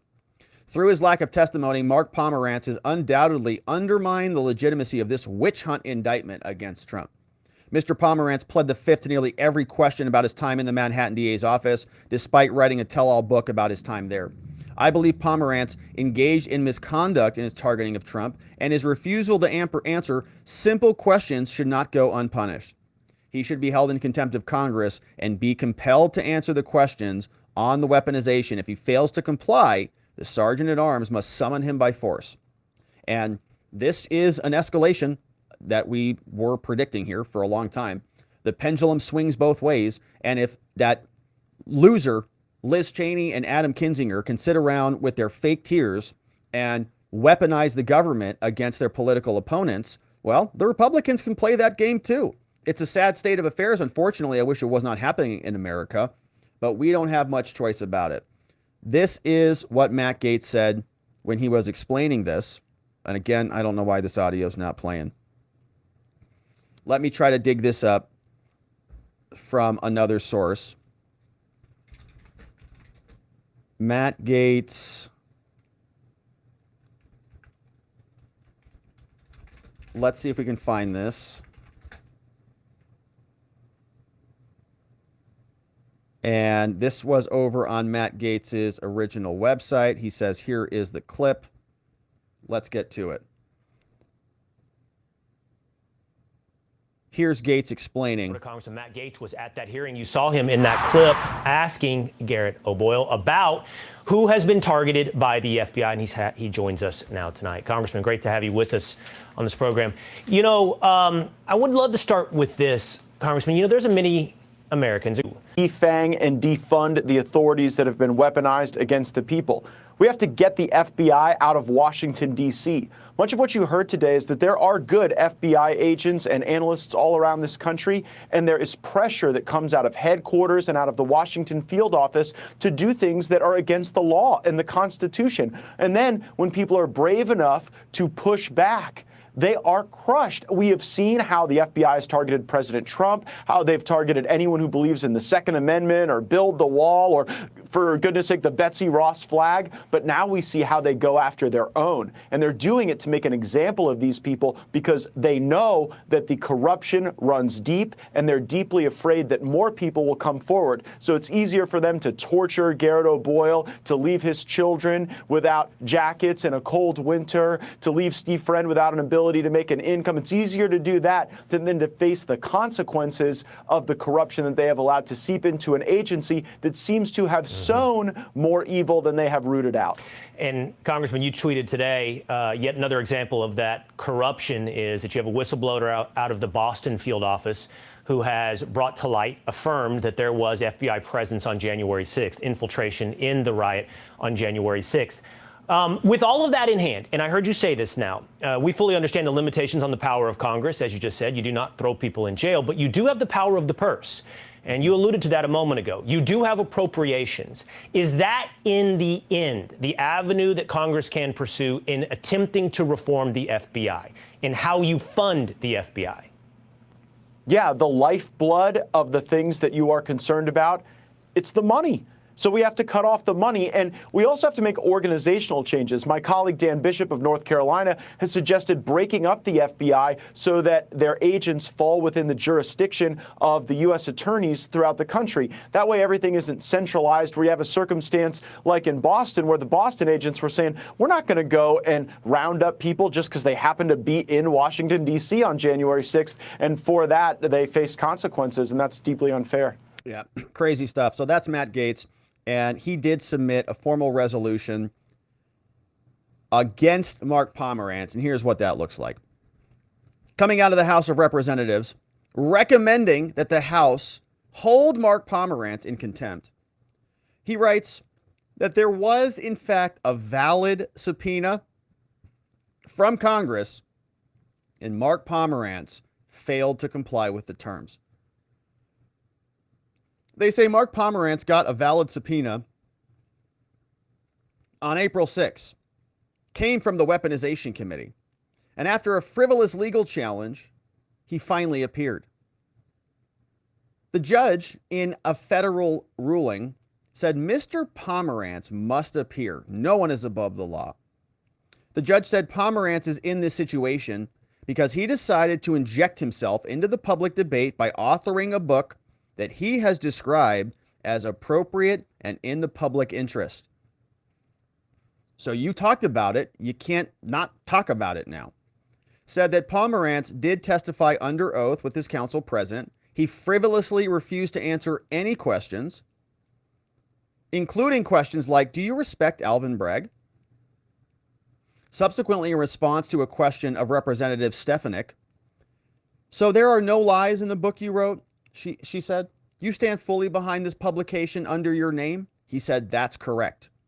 And so the Supreme Court says that an individual under Escobedo has repeatedly held that individuals may intelligently and knowingly waive his Fifth Amendment privilege against self-incrimination by testifying. And so therefore, Mark Pomerantz, in the presence of his counsel, having been apprised of his rights and having had those rights respected by the Select Committee, he waived his right when he asserted that the claims in his book were all true. Specifically, do you stand behind this publication that's under your name? Yes. So there are no lies that are in your book. That's correct. Well, you just talked about it. Now, Mark Pomerantz made this waiver with his counsel. Said the Fifth Amendment and it being waived or not waived is fairly clear. If you answer a question related to something and you've answered it, then a follow-up is based on the waiver, said Gaetz. You've heard of subject matter waiver, right? Says Mark Pomerantz subsequently was cross-examined on the contents of his book and did falsely assert his Fifth Amendment right over 100 times, declining to answer about the book. Saying Pomerantz is now on notice that failing to comply with the valid subpoena is a violation of federal law. Therefore, the House of Representatives shall find Mark Pomerantz in contempt of Congress for failure to comply with the terms of a lawful and valid subpoena, shall order the Sergeant at Arms to summon him, and that the Speaker of the House of Representatives shall otherwise take appropriate action to enforce the subpoena against Mark Pomerantz. And so, of course, you know, these people have a lot of courage and a lot of willingness to talk when they're in positions of power and the media is covering for them. But now that Congress wants to know about it, now that Congress has questions about what Mark Pomerantz did in this political hack job prosecution against Donald Trump, he wants to shut his mouth now, which is very good advice. We certainly recommend invoking your Fifth Amendment all the time because it's not good to talk when you're being investigated as a general rule. So Mark Pomerantz knows that. He's now invoking, even though he wrote an entire book about it that he claims is true. Doesn't want to answer any questions, in my opinion, because he knows it's not. So that is Mark. We're going to see what Matt Gaetz continues to do with this. It will certainly land in Congress at some point. We'll see if it gets a full vote, and we'll see if Mark Pomerantz is held in contempt of Congress and what that does to his TDS. I'm sure it's going to aggravate it. He's going to need a lot more cream for that. So, my friends, that is it for us on the day. We covered a lot of good ground. We got a Mark Pomerantz update. We got the Biden bribe coming from Ukraine. We've got interesting developments with Bill Barr calling Raskin a liar. FBI Director Wray is going to be very likely held in contempt tomorrow, which should be very fun. And the Donald Trump indictment is imminent. And so, my friends, that is it for us on the day. And now it's time to hear from you and to see what you have to say. And I appreciate all your supports with the super chats and the tips coming in. And I want to hear from you. So let's go and see what some of those look like today. Here we got one from our friend Jason on Blast. Thank you, Jason. Jason's here. Says, connected to Ukraine brings into question a clear impeachment of several members of the Biden administration, including himself.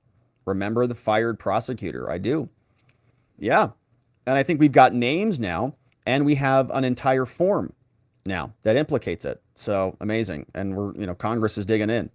Jason also says, remember these evil Dems and feds? We'll have to ensure they're whatever's appropriate. Yeah, I mean, people who commit crimes certainly should be held accountable under the law. I agree with that, Jason. Now, what I would like to do is win all of the Dems and win all of the feds to our way of thinking. To our way of thinking. And I would just like the Dems and all the feds in the chat to go, gosh, what have I been doing here? You're right. This is right. You're right. America and free speech are important. And we need due process and things like that. I'd like for the feds to just join us, and the Dems. Join us! Come on over. Join us. It's better over here. We're not miserable. We know our identities and stuff. It's not fluid. It's a nice thing. We have stability in our lives. All right. Jason, thank you. Fred says, Rob, I told Johnny to super chat you that $5 million bribe we agreed on, but YouTube wouldn't accept it. It's going to be $5 instead, okay?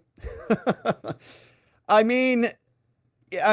guess it's okay, but it's not really that okay. I mean, I'd still prefer the 5 million. I mean, if we're being honest about that. Can Johnny wire it or something? Can he just bring cash? I know it's Johnny. I mean, he probably has cash, right? It's probably like tip money for him. Wasn't he on Epstein Island? Except I don't want that money though. I don't want the Epstein Island 5 million. Give me the clean 5 million. All right. We'll take that. Thank you, Fred and Johnny. Appreciate you being here. Thanks for sending that one in. This one says, came in from a YouTuber. This one came in, hey, so this is from Ryan Patrick. What's up, Ryan Patrick? Apparently Ryan's on YouTube. Shout out to Ryan Patrick on YouTube. If you're not following his channel, it's probably a good one.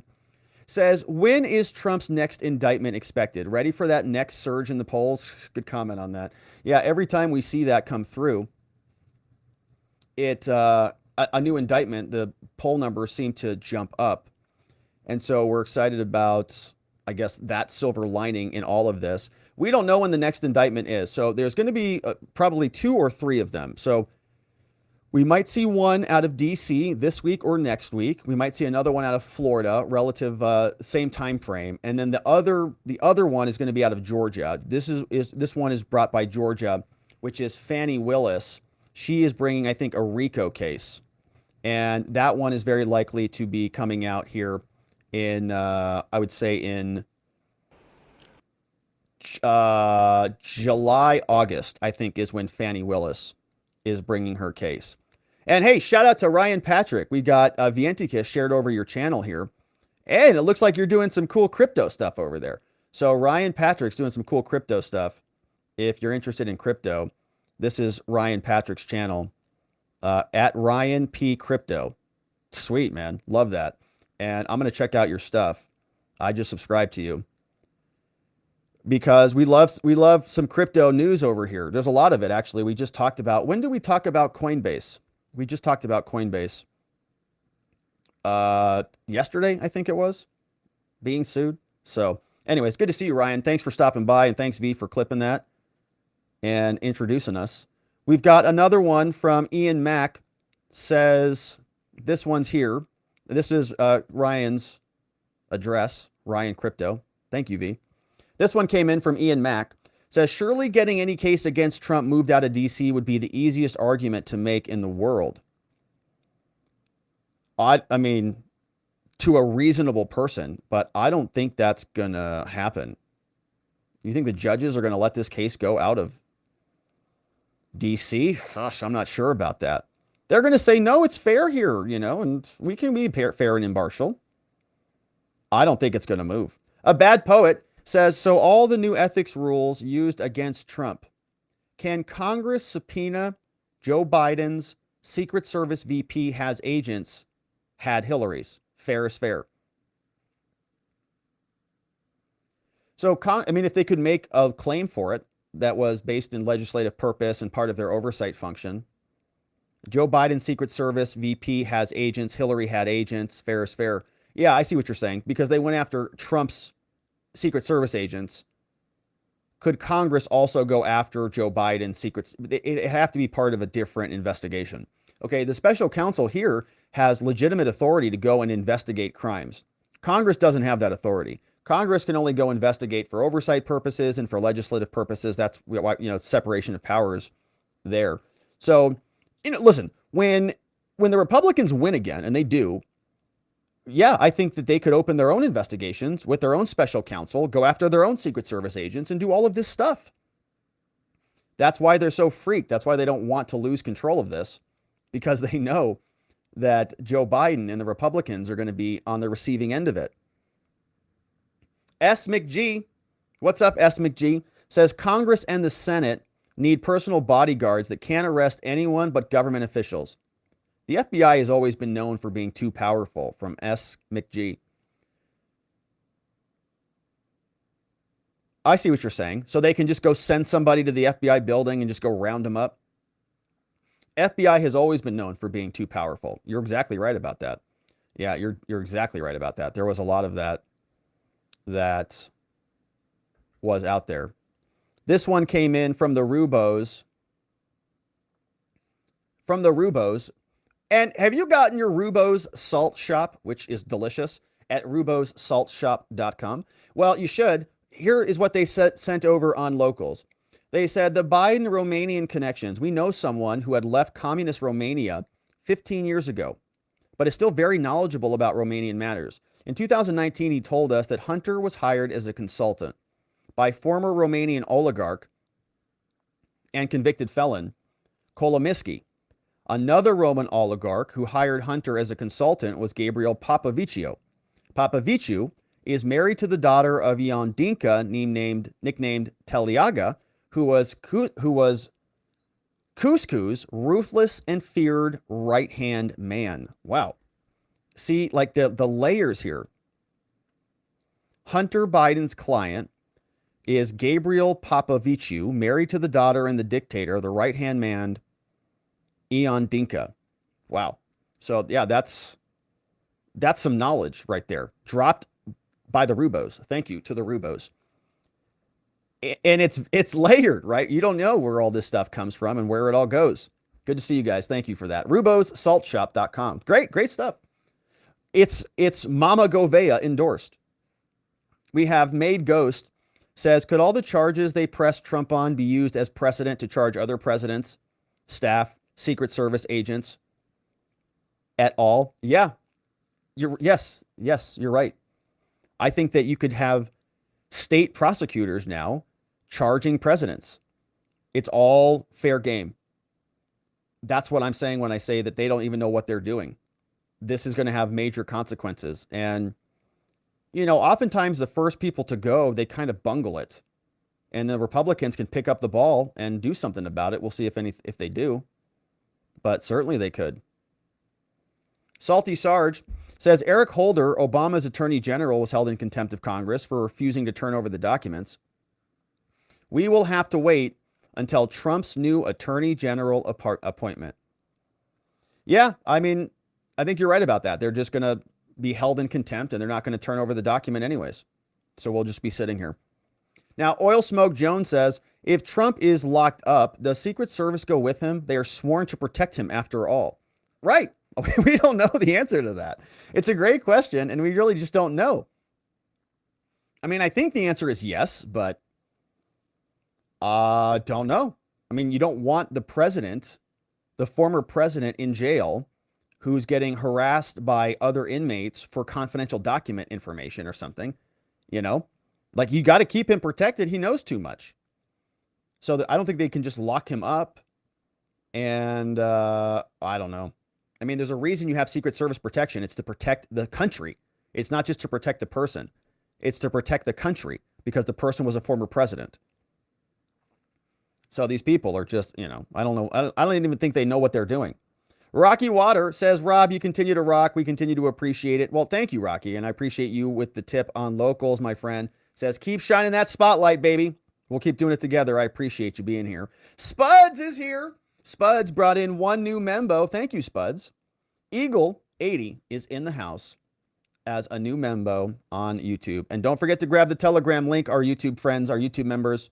Robin's here. Thank you, Robin. Says thank you for all of your work. Thank you, Robin. Thank you for the very nice dono. I appreciate that a lot. Glad you're here. And Michael Allen Hughes says corruption runs rampant in American politics. There's no doubt about that. There is no doubt about that.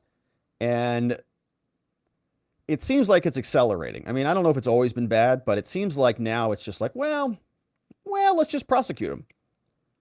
What do you mean, Trump? Yeah, let's just prosecute him. For what? Well, we'll find something. I don't know, classified documents. Are you sure you want to do that? Yeah, let's do it. So they just went and did it. Now, we've got another one from Beyond Geostars. What's up, Beyond Geo? Is here saying, showing a brother some love. Thank you, sir. Thank you, Geo. Hopefully you're doing well, my man. And it's good to see you in the chat. A Bad Poet says, wouldn't it be grand if they would charge the FBI with seditious conspiracy against the United States and put them in a jail cell right next to the J6ers? That would be nice, yeah. It would be nice if you just, I guess, or you could just probably lock up the J. Edgar Hoover building. Just say, okay, you guys can't leave. You're in jail. So the whole building, you're in jail now. See what the FBI thinks about that, huh? We got Raider Gaines says, at this point, it's become apparent Dems have brought many of these guys running against Trump, bought many of them, and probably why the Dems won't even bother having a debate. They've already paid the rhinos to take Trump out. Yeah, Pence announced. We had Christie announce. We had some guy we talked about today from North Dakota, Burgum or something like that. He just announced this morning. We were talking about that on our member stream. And so there's so many people in there. The question becomes, is it going to be like 2016 where it just muddies the water up? There were so many other candidates that Trump could just walk right through, right? Everybody was splitting the non-Trump vote, and Trump just won, just got the primary victorious. Or was that strategy modified this year? And so they're all going to pool their votes into a non-Trump vote. Don't know. But here we got a couple comments on Twitter. Danny McWilliams says, okay, off topic. Someone working from home 2 days a week gets in a wreck, but is working from home. Can a case be made to sue the company even though driving was not part of the job? A case could be made, theoretically. I'm not saying that it should be made, but it could theoretically be made if the driving was done for the job, right? Like driving is not a part of the job, but let's say you're like a computer programmer, right? And you're programming code, and so your job is not driving, but you had to go drive in order to meet somebody to learn about a project, or you had to go to get a printer for your job, right? It was part of your job. In other words, in order to do your job, you needed to go do the driving in order to do the thing. What you're trying to do is you're trying to establish agency, that the company you were acting as an agent of the company. If you were not, if you were doing something on your own that's not connected to the company, then they're going to say you're not doing anything connected to the company. You've got no liability. We've got no liability. You You went to go get a haircut. You went to go have lunch with a friend. That's nothing. It's not in the scope of our employment. So you're on your own. But if it's something related to that, you can make the argument that you were within the scope of employment, and you might be able to make a claim there. But good to see you, Danny. Viantikis says, a government that rules by secrecy is no government of the people. Let's recap what you're not allowed to see.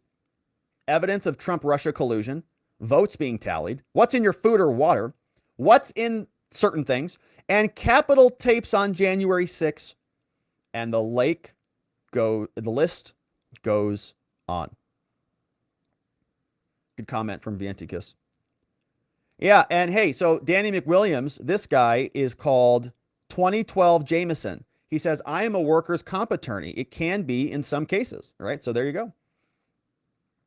I am definitely not a workers' comp attorney. Hopefully the workers' comp attorney thought my answer was sufficient. Man, I haven't taken, I mean, that, you know, that's old. That's digging into law school classes like business associations and that type of stuff. So, or was that business? No, that's probably tort law, right? Where did I get that? Tort law, maybe? Tort law? Yeah, it's got to be tort, right? Who else is here? You know, I saw this, and I think we might cover this one tomorrow. But DC Drano brought this one in. It says, signed letter from Trump, January 19, 2021, the day before he left office, declassifying Crossfire hurricane docs. Now you know why they raided Mar-a-Lago, to steal back the evidence of their crimes. Oh, man. So that's going to be a good one. I'm going to say, I think I've already saved that one, but I'm going to save that one again. Raven Madness shared this one from ALX. Alex says, Steve Bannon has been subpoenaed by a federal grand jury by Jack Smith. Wow. All right, so we're going to have a lot more of that too. And the more you hear about Biden, the more you hear about the Trump indictment coming. Is that a coincidence? Well, I think the Trump indictment would be a big shiny object, and they might do it simultaneously with something else. Time it with maybe a Hunter indictment or something like that. Now, here's another one from Chappaquiddick Drinker. It says, do we believe in conspiracy theories yet? This is normies starting to suspect something isn't right. This is veteran schizos, decades down the rabbit hole, who tried to warn everybody. Which I think is mostly us here. I think if we had to, you know, pick one of these two people that we identify with, I think I have some shorts that kind of look like that, but they're kind of in like a black and green. I'm not wearing them right now, but I think we're in this category. All right. So funny comment from Chappaquiddick Drinker. Viantikis says, hey, that even looks like me. All right. So pretty funny. 2012 Jameson is correcting me. He says it's not agency. The question is, does the company have a benefit from the drive? If the haircut is for a business meeting, then it can be related. There you go, right? So those are pretty close, pretty close. When I was talking about agency, I was really talking about that, right? Like, is the company getting a benefit from whatever it is you're doing? But for some reason, I was thinking agency. But, you know, agency, maybe that's different. Maybe that's for liability for like LLCs or something. I don't know. Maybe that's a liability concept. Anyways, not my practice area. So, contact 2012 Jameson on YouTube. I don't know if you've got a YouTube channel, but if you do, head on over there. Sounds like he might be able to help if it's in your practice area. And hey, Dolphin Fan is the man. As we wrap it up, Dolphin Fan is the man and brought in 5 new memberships. Big welcomes to our friends Lexi, Patriot 1111, TJ's coming in. Woo, Lad is coming in. We've got Luke B, also gifted memberships, courtesy of our friend Dolphin Fan is the man. We very much appreciate you. And if you're a YouTube member, amazing. Don't forget to grab our Telegram link, which is on the community section on Telegram. We had a couple of other YouTube chats that came in.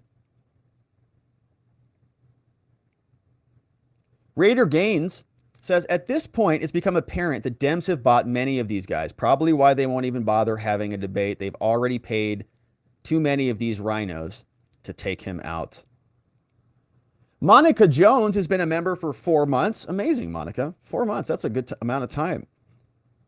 says Kamala Harris is in contempt of court in California right now. Really? I have not been following that. For what? Contempt of court? I wonder what that's for.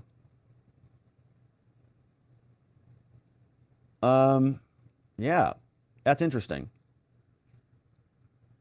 I'll take a look at that. That's from Monica Jones. Maybe she should be. And this one came in from Jameson, says, I am a workers' comp attorney. It can be in some cases. And then Jameson also gave us the other update on that. It says it's not agency, it's something else. So good to know we got a workers' comp. Jameson, do you have a YouTube channel talking about workers' comp and the law? Would be good. All right. And so those came over from YouTube. Thank you to our Dolphin fan who brought in 5 new members. Don't forget to grab the private Telegram chat because although we're done here on this stream, we're not done yet. We're going to have our after party with our friends at watchingthewatchers.locals.com in just a few minutes. Also, don't forget to get your field of greens. It really does taste good. I know some people take a look at green products and they think it is like eating a pound of grass or something. It's not. Tastes good. A lot of nutrients in there. You can mix it in water. I like even sparkling water. It kind of gives it a froth to it. And you drink it and you're done. You've got some nutrients and it's good for you. Fieldofgreens.com. Don't forget to use code Robert when you check out. If you're interested in using the Mindmap software that I use, you can create a free account at spotlightlawyer.com/mindmap. It's a great tool. I use it literally every day, not only on the show, but for other things. Big shout out and thank yous to the mods who mod down the fort for us. Starting at the bottom today, we've got Nathan N810, who's a meme smith, modding and meme smithing down the fort for us. Our friend Geegum, and Sleepy Dog Lee, our friend Paul, over on Twitter. Big shout outs to the mods. Donut Mind Me. We've got Dog Digger. We have Janik909, our friend John Allen, Zach Nichols, Beyond Geo Stars, Zulu's in the house, Ronnie Cole, Playing Hooky, Just Cause, K Bean, and Vienticus Prime. Modding down the fort for us, keeping things nice and orderly, and the train's on the track. Hey, and 2012 Jameson says, I am on Rumble. I'm called Blind Lawyer Explains. Let's take a quick look and see what we've got here. Amazing. Okay, yes. The Blind Lawyer Explains. Look him up. You'll find it. I was going to grab the link. And there it is. There he is. Okay, cool. Yeah, the Blind Lawyer. There it is. Here's the link. Vienticus just grabbed it and threw it in the chat. And so to our friend Danny McWilliams on Twitter, that's your man right there. Boom. Got it. So hopefully that works out. Thank you for grabbing that link for us, V. And thank you for modding down the fort for us. But that, my friends, is it for us on the day. We are going to, thank you, V. We are going to leave it there on this beautiful day. Of course, if you're a member, stick around. We're going to our members only after party so we can wrap up and debrief the show. But if you're not going to be joining us for that, no problem at all. We'll be back here to do this all again tomorrow. It's going to be a beautiful Thursday. And we're going to have a lot more business to attend to. And we hope to see you right back here so that together, with your help, we can shine that big, beautiful spotlight of accountability and transparency down upon our system with the hope of finding justice. Make it a beautiful night, my friends. Sleep very well. See you right back here tomorrow. Bye-bye.